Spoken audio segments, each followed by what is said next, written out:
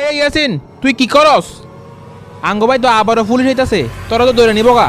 ভাই ভাই ভাই কি কোন ভাই, তাহলে আমি ঘর ফলাই দিগা। আরে না, গড় ফলাইলে পুলিশে খুঁজা বার করে লইব। ওই যে তোরে আম গাছের উপর তুইলা দেই, তাইলে আর দেখতো না। চল। ভাই ভাই ভাই আমি তো গাছ উঠতে পারি না। আরে গাছ উঠতে পারস না? দাঁড়া, এই দড়ি দিয়া তোরে উঠবে দল তৈব। এই দেখ, সাবধানে সাবধানে, এই সাবধানে। এই ইয়াসিন মোল্লা বাসায় আছেন? এই রে, পুলিশ আইয়া পড়ছে। আল্লাহ এবারের মতো বাঁচায় দাও আল্লাহ। এই আপনার ভাই কোথায়? জানি না তো স্যার, আমার বাইক কোথায়? আপনি বড় ভাই হয়ে জানেন না আপনার ছোট ভাই কোথায়? আপনার চোখ দেখে মনে হচ্ছে আপনি মিথ্যা কথা বলতেছেন। আমাদের চোখে আপনার ভাই একজন আসামি।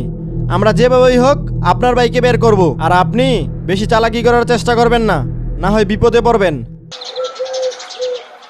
কিও তোমার বাইরে নাকি পুলিশে তত্ত্ব হয়েছিল? আরে ফোলা বাইনা লগে আছে, ওই চুরি বলে করছে ফোলা ফাইনে। আমার ভাইও মামলা খাইয়া লাইছে। আমার ভাইয়ে চুরি টুরি করে নাই। আও গ্রামের সবাই জানে তোমার ভাই যে চুরি করছে, এটা লুকায় লাভ নাই। গ্রামের কেডাই কয়? কেডাই কয় আমার ভাই চোর? আমার ভাই চুরি টুরি করে নাই। আর যাই হোক তোমার বাইরে একটু সাবধানে রেখো। আচ্ছা আমি যাই। দৌড়ো বেটা, তুই একটা বেদবের মতো কথা কস, উল্টা পাল্টা কথা। তুই কি এর লেগে তাকে লগে চলতে গেলি ক? এখন তারা চুরি করছে, তুইও মামলা খাইলি। সারাদিন বাইরে বাইরে থাকবি, রায় তুইলে বাড়িতে আবি। এখন যা।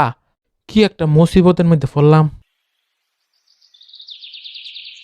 কি রে রবিউল, আমি তো তোর কাছে গেলাম হইলে, এ ব্যাগ লইয়া কই যাস? আমি এখন ডাহা জায়গা দেন না বারবার বাড়িতে পুলিশে। তোরা তো ডাহা যাবি গা, আমার ভাইয়ের কি হইব?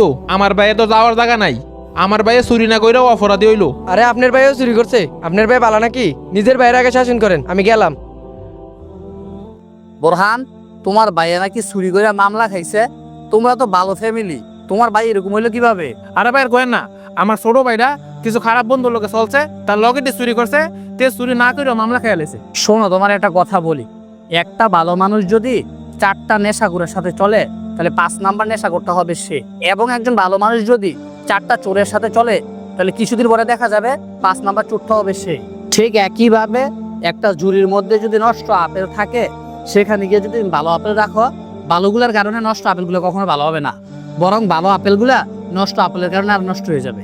তোমাদের ভালো ফ্যামিলি, তোমরা সবাই ভালো মানুষ, তোমার ভাইও ভালো মানুষ, কিন্তু তোমাদের উচিত ছিল সে কার সাথে চলাফেরা করে না করে এই খোঁজ খবরটা রাখা, তাহলে আজকে এই বিপদে পড়া লাগে না।